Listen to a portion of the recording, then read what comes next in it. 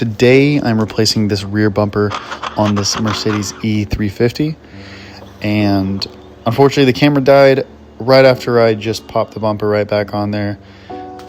so I didn't get all the footage of putting all the screws in and putting the wheels back on, but you get the gist of it. And I just hope you guys enjoy this video and just showing you a little bit about what I do.